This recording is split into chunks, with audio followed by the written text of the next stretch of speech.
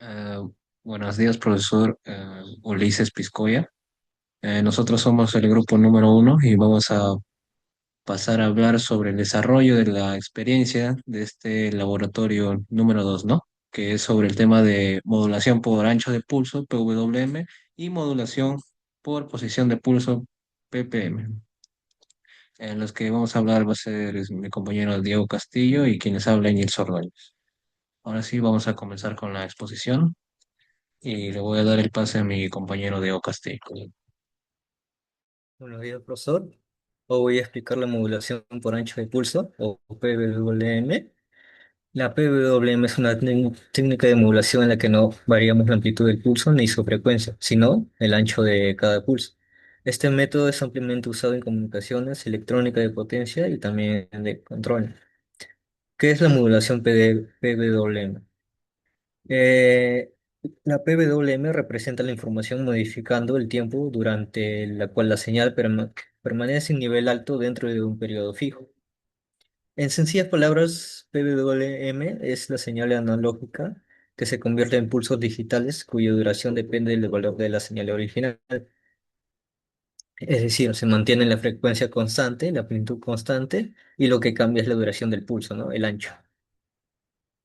Eh, También tenemos un parámetro clave, que es el ciclo de trabajo o duty cycle, que como se muestra es la fórmula, ¿no? La primera fórmula 1. También tenemos el voltaje promedio generado por el PWM, que es igual al voltaje promedio igual a D por el voltaje máximo. Mm, por último, podemos mostrar el circuito básico, donde la señal se genera con un comparador en el cual ingresan una señal moduladora, que es analógica, y una señal portadora triangular o diente de sierra, ¿no? El comparador lo que hace es producir pulsos si la señal moduladora es mayor, o sea, salida alta, y si es menor, una salida baja.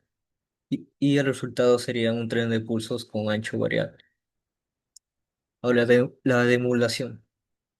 Lo que hacemos para recuperar la señal original es usar un filtro pasabajo CRC que elimina las frecuencias altas y obtiene el nivel promedio de los pulsos. Si el filtro está bien configurado, se recupera la señal original suavizada, ¿no? Ahora continuamos con los resultados experimentales.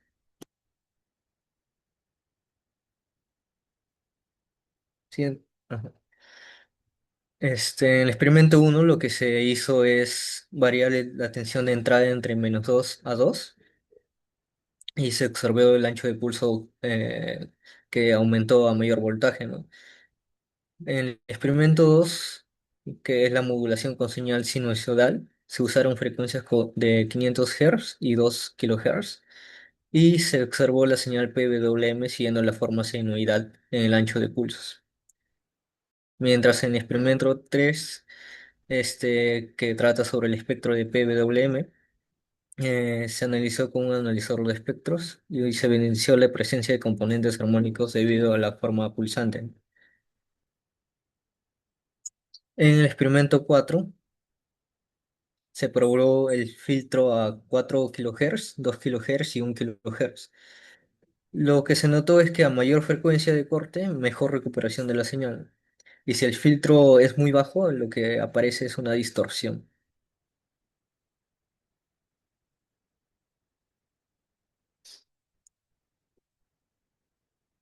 Siguiente, por favor. Siguiente. Bien. Ahora le paso con mi compañero Engels para que explique sobre el ppm. Ah, ok, compañero, gracias. Bueno, ahora yo voy a pasar a hablar sobre respecto a lo que es el PPM, ¿no? A ver, a ver. El PPM o modulación por posición de pulso es una técnica dentro de la modulación de pulsos, valga la redundancia, en la que la información de la señal se transmite variando el instante temporal en que ocurre cada pulso, mientras la amplitud y el ancho permanecen constantes. A diferencia de la modulación por amplitud de pulso, es decir, PAM, o el PWM, en la PPM la posición de cada uno se desplaza con respecto a un pulso de referencia, ¿no? En función del valor instantáneo de la señal original. Entre una de sus tantas ventajas tenemos lo que es mayor eficiencia energética que PAM y PWM. Su separación es más sencilla de la señal útil en presencia de ruido. Así como tenemos ventajas, también tenemos algunas desventajas, ¿no? Por ejemplo, hay mayor complejidad en transmisor y receptor y también se requiere un mayor ancho de banda para la modulación BPM. Y bueno, acá también tenemos algunas fórmulas, por ejemplo, para el desplazamiento temporal del pulso. La posición de cada pulso depende de la magnitud de la señal moduladora. Acá vemos la ecuación número uno, donde acá es una constante de conversión tiempo y voltaje, y Vm es la señal moduladora. También tenemos el periodo de repetición de pulsos, también el tiempo de llegada de cada pulso, representado por esta fórmula, y también respecto a la demodulación de la señal ppm, para poder reconstruir la señal original a partir de los pulsos, se mide el desplazamiento temporal y se convierte nuevamente en amplitud. También tenemos potencia promedio constante. Una ventaja de la ppm es que la potencia media del transmisor se mantiene constante. Bueno, ahora con respecto a los circuitos básicos de la modulación y demodulación ppm, respecto a la modulación, todo comienza con un generador de pulsos que produce una señal portadora de pulsos iguales y luego una señal moduladora analógica que controla la posición de esos pulsos, ¿no? Cuando mayor sea la amplitud de la señal, más se desplazará el pulso en el tiempo. Y el resultado es una señal ppm, ¿no? Donde cada pulso representa un valor distinto de la señal original, según su posición. Y respecto a la demodulación ppm, para recuperar la información se usa un generador de pulsos y un bistable SR, un circuito que cambia entre dos estados, y también se emplea un pulso de referencia que sirve para sincronizar el proceso. Y ahí vemos una imagen de este circuito, ¿no? Que acabo de explicar. Algunas de sus aplicaciones es comunicaciones ópticas y por fibra, transmisión de señales en sistemas inalámbricos, control remoto de aeronaves y etcétera, ¿no? En los materiales que hemos usado, hemos usado el experimentador Unitrain, sus distintos accesorios, cada uno venía con un modulador y demodulador PWM y PPM, codificador y decodificador AMI y HDB3. Ahora vamos a pasar a la parte de lo que es desarrollo de la experiencia. Eh, Pasando a hablar sobre el desarrollo de la experiencia sobre ppm, la primero empezamos con la modelación por posición de pulsos de una señal de tensión continua, ¿no? En este experimento se analizó la curva de la señal a la salida del modulador ppm y realizamos el siguiente montaje, ¿no? Como vemos en la imagen, configuramos el osciloscopio con estos datos y al ver los resultados nos arrojó esta señal, ¿no? Una señal de CA-prox de -2 voltios en el tope izquierdo y en la otra de 2 voltios en el tope derecho. Luego también hicimos lo que es la modulación por posición de pulsos de una señal sinusoidal, que igualmente armamos este circuito de modulación ppm, configuramos el generador de funciones en el Unitrain y nos arroja este resultado, ¿no? Como una modulación ppm sinusoidal. También hicimos la medición de señales internas. En esta parte se midieron las señales internas del modulador ppm mediante la modulación de una señal sinusoidal, ¿no? Y se realizó el siguiente montaje. Acá también hacemos una determinada configuración para el generador de funciones y el osciloscopio. Y como resultado nos lanza esta función, ¿no? Que es la señal en el punto de medición sample. Y también la señal en el punto de medición hold. Luego pasamos a la parte de lo que es la demodulación de la señal ppm, donde acá tendríamos el circuito para dicha demodulación. Configuramos igualmente todo el osciloscopio y nos arroja la siguiente imagen, ¿no? Como un punto de medición reference. Y también acá tenemos las configuraciones para el generador de funciones. Acá también tenemos la señal en el punto de medición sample y la señal PPM. Acá tenemos también otro montaje para la demodelación PPM y también que nos da esta parecido, ¿no? La señal en el punto de medición sample y el hold. Y luego respondimos las preguntas del cuestionario. Bueno, ahora voy a dar paso con mi compañero Diego Castillo, que va a hablar sobre las aplicaciones de PWM. Como dije anteriormente, la modulación PWM es fundamental en electrónica de potencia y control, ¿no? En esta oportunidad vamos a aplicarlo en el control de velocidad del motor DC, que vamos a utilizar un código en MATLAB para controlar la velocidad variando el voltaje promedio aplicado al motor mediante el ciclo de trabajo, ¿no? Duty cycle. Se está trabajando en una frecuencia típica de 5 a 20 kHz para evitar el ruido audible y se presentan las siguientes ventajas, ¿no? Como el control preciso, la alta eficiencia y el menor calentamiento. Ahí podemos ver el código donde observamos los parámetros del motor DC, como la resistencia de armadura, la inductancia de armadura, constante de torque, constante de fuerza, la inercia del rotor, la fricción viscosa y el voltaje de alimentación, y otros parámetros de PWM, ¿no? Y luego hacemos la simulación para al final obtener los resultados, ¿no? Que podemos observar en la imagen, en la figura 52, donde vemos la corriente de armadura y la velocidad, ¿no? Otro aplicación de PWM es la regulación de convertidores DC e inversores, ¿no? Para ello vamos a hacer un pequeño código donde vamos a utilizar como parámetros la frecuencia de muestreo, la frecuencia PWM y el tiempo, ¿no?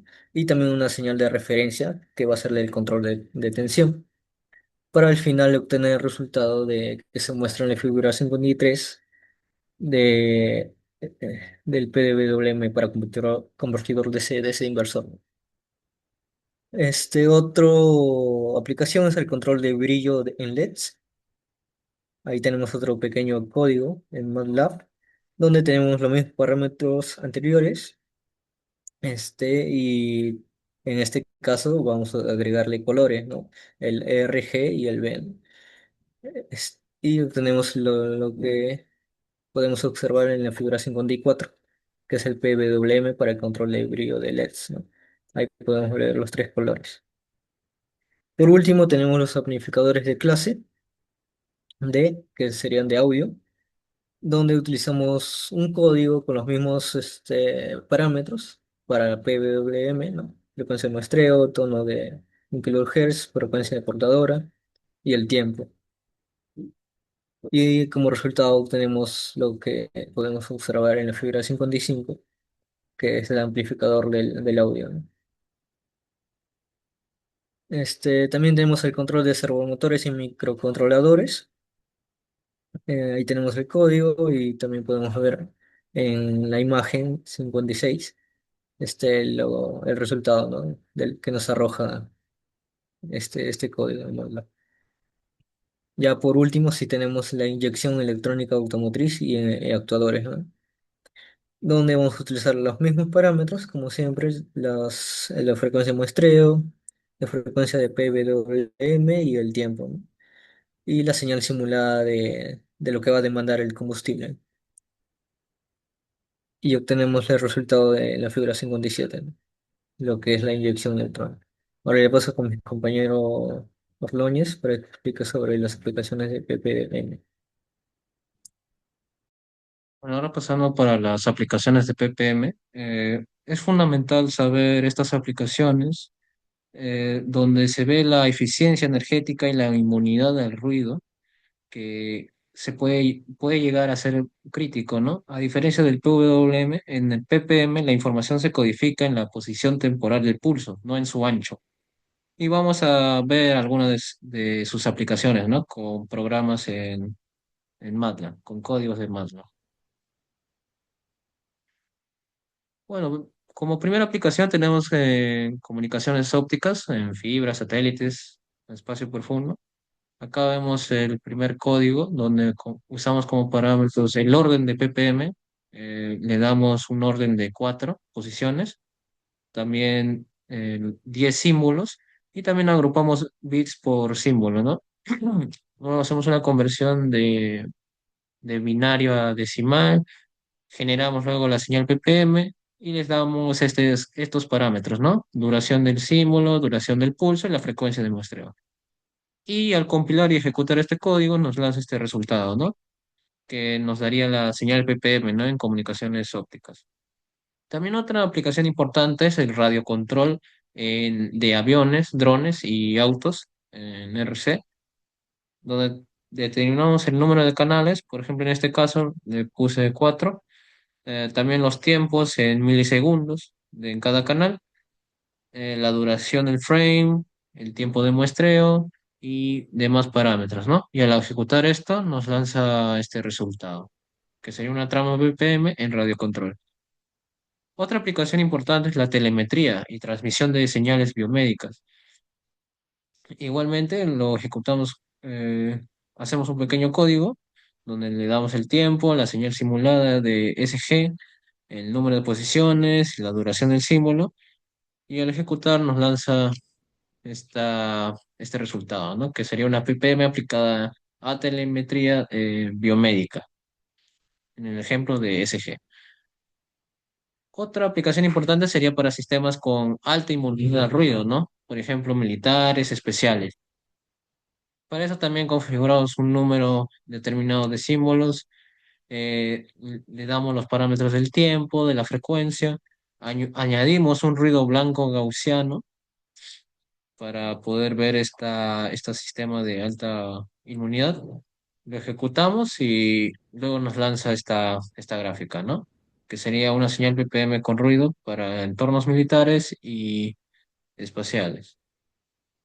Y bueno, ya para finalizar, podemos decir que durante el desarrollo del laboratorio se comprobó que la señal PAM obtenida en el multisim y en la tarjeta Omnitrain coincidía con la teoría, y también que la señal ppm y ppwm fueron, se puede decir, desarrollada exitosamente por, debido a las componentes del Unitrain y todo lo desarrollado, ¿no? En clase.